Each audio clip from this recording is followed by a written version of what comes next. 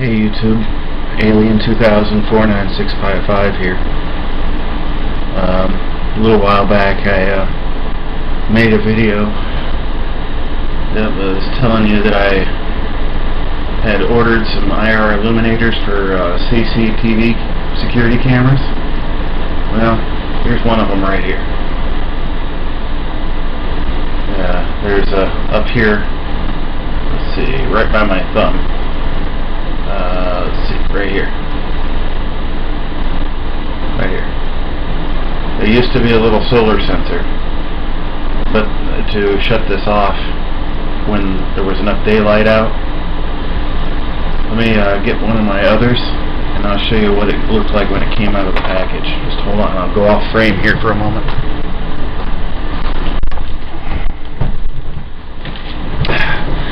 Now I have 8 of these. 5 have been modified to remove their little solar sensors here. But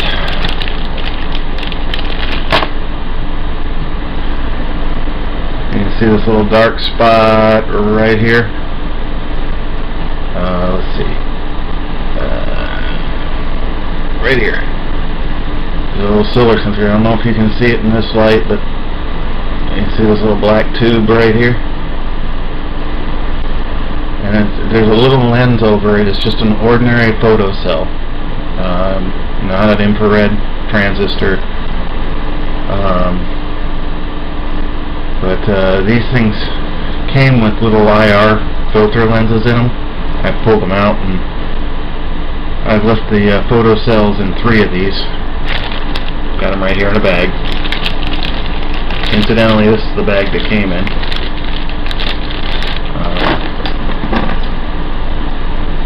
Here's the other 5. 1, 2, 3, 4, and 5. I got these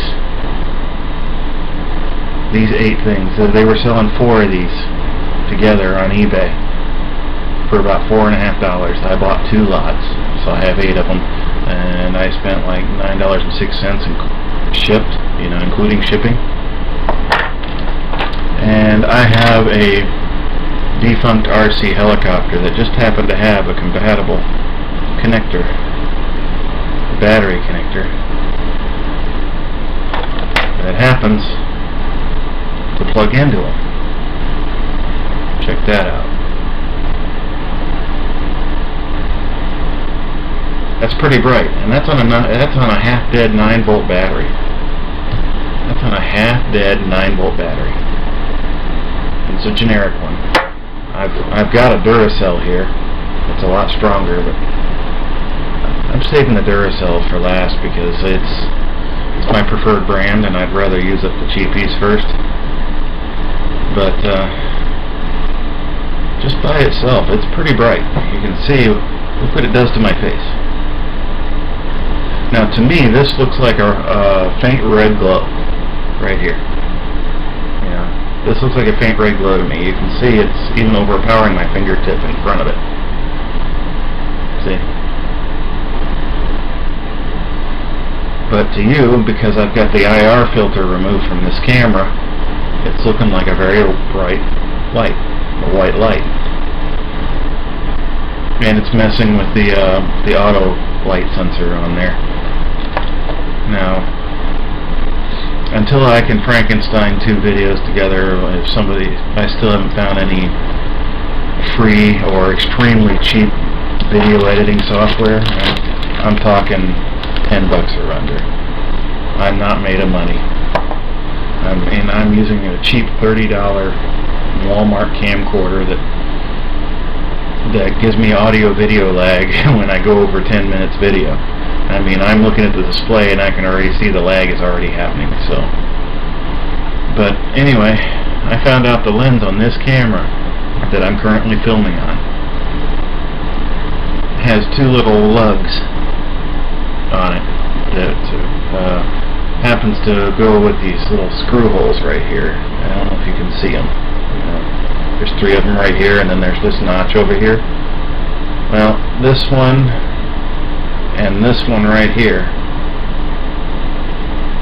just happened to allow this to mount diagonally like this on the camera. Trouble is there's enough circuitry and casing around the lens assembly that this wants to deflect off to the side. But I've already done some test video. I haven't recorded it, but I've done some test video, and for a straight shot right out in front of me, this illuminates quite a bit. My homemade one gave me about 20 feet range. You know, I think in metrics, in the British or the European measurement, that would work out to, let's see, there's roughly 3 feet in a meter, a little more than 3 feet in a meter. 20 divided by 3. Let's see. I'm terrible with doing math in my head, so I'm going to do this the easy way and use my handy dandy calculator. 20 divided by 3 equals. Now, that's about 6.6 meters, give or take. I don't know what the exact conversion is. Let's call it 7 meters. Just, I mean, I'm approximately 2.5 meters high. If you're talking about physical stature, that translates to about 6'3". I've probably got my math wrong, but I'm never good at metric conversions. But anyway, I may have to do away with the viewfinder display, although there's a lot of my controls on it. But I found that a lot of the controls that are on the display window are also on the main camera body. But I found out that I can mount these on that camera. And I got a good image in a pitch black room. Well, a usable image. It wasn't lit up terribly well. From approximately 50 feet away. I mean, I could stand by the bathroom door in the hallway and I could zoom in on the other side of the house by the kitchen door, which is about 50 feet from the bathroom. And the reason why I got so many of these, well, the first reason is I was afraid I was going to burn some of these up like I did with my homemade one. Second of all, with whatever ones were left functioning after I figured out the voltages that it could take and all that kind of good jazz, I wanted to group about 5 or 6 of these together, so I've already prepped 5. Need to make a substrate that's kind of like ring shaped. I thought about taking an old dead CD and cutting out a hole for these power connectors and then just hot gluing them on. The problem with the hot glue is there's a transistor here, right here, a little surface mount transistor. I don't know if you can see it.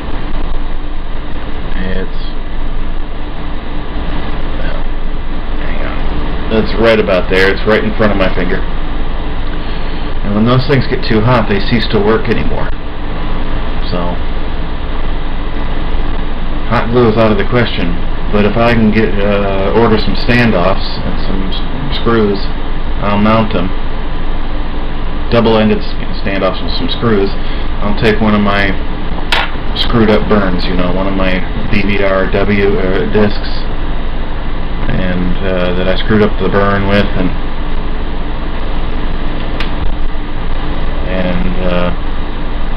yeah, make a substrate out of that, and then get some more standoffs and stand it away from the lens. You might see a little black halo around the image because the lens has got a wide angle focus, not like a fisheye, but it's still got a fairly wide field of view, and I've noticed that you get like this tunnel vision effect, you know.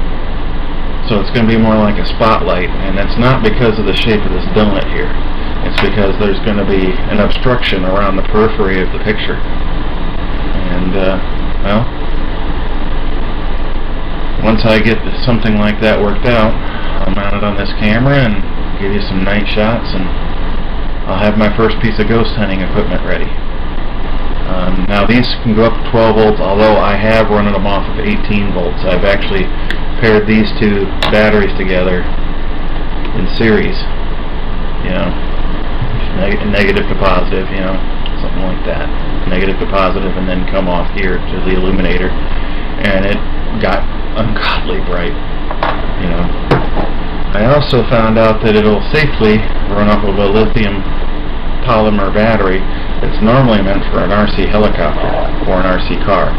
I have a 11.1 volt S3 lithium poly battery. People call them lipos. To me, lipo sounds like liposuction, which is a very invasive surgical procedure that I don't want to hear anything about. So, yeah, I mean, I just wish I could get these things to run off the same batteries the camera runs on. I'm sure these would run on 6 volts, but they probably wouldn't work very efficiently. They're designed for 12 volts at about 60 milliamps, give or take.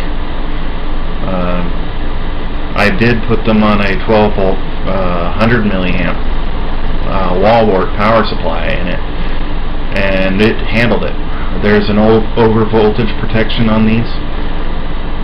There's another little transistor on here. This big one here that I was pointing at earlier is a power regulator, and this one right here, right next to it. I know you can't see it. My video quality sucks and the lighting quality sucks. But this little one here is for a shut-off circuit that was originally meant for that solar cell, and a little photo cell.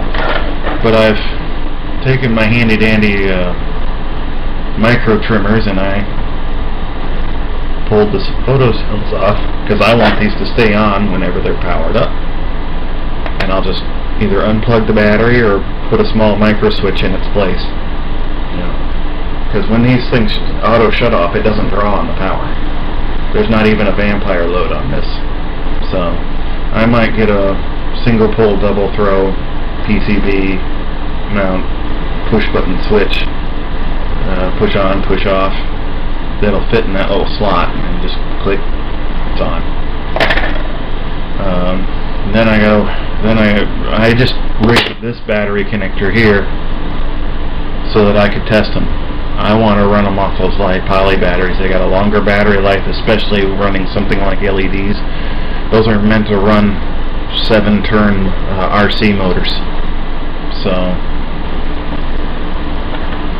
and I'm sorry about the audio video lag, but when I went down to the lowest resolution, my picture looked too pixelated, so I bumped it up a notch. Now I'm going to upload a slightly laggy video. I'd rather you be able to hear me clearly and see a laggy video than hear me clearly and have an ugly ass picture. But well, we're over 13 minutes, and this thing likes to go into lag when it's audio video lag when it's over 10 minutes. So I'll catch you next time.